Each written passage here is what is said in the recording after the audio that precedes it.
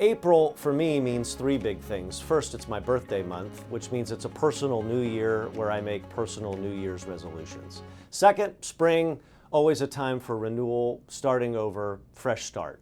And third, of course, it's tax season, so it's a great time to audit your personal house and make sure that everything is in order. So today, we thought we'd talk about your internal, external, and crisis communications plans and the top three questions you, your organization, and brand should be prepared to answer for your most or from your most important audiences. That could be your employees, your stockholders, your board members, your stakeholders, your customers.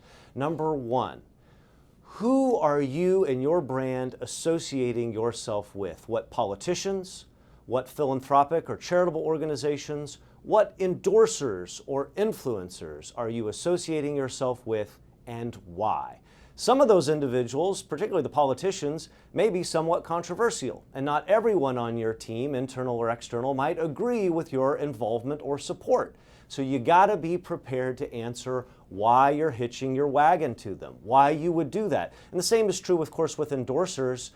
Celebrities have good and bad news that occurs in their lives, and if, God forbid, you've got a celebrity endorser that has a reputation issue, you gotta be ready to defend it. That's question number one. Number two, and you knew this one was coming, particularly first and foremost with the Me Too movement and then the murder of George Floyd, what is your DEI policy? What is your policy around diversity, equity, and inclusion? If you're not already being asked this question by your most important audiences, you soon will be. And if you're not prepared to answer that question, you're just not prepared.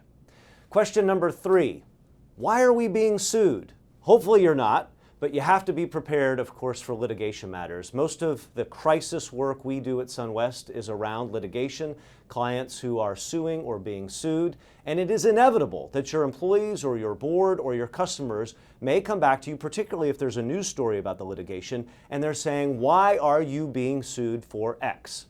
Now, the attorneys will tell you, we can't say anything, and it's true. You don't want to say anything that will hurt your case in court. But it's just not enough in this day and age to say no comment or we can't say anything while we're in pending litigation. You have to be able to say something that explains your values and where you're coming from as an organization without hurting your case in court. So whether it's your own personal new year, you're doing spring cleaning, or auditing, it is critical that you and your organization be ready to answer those three questions today.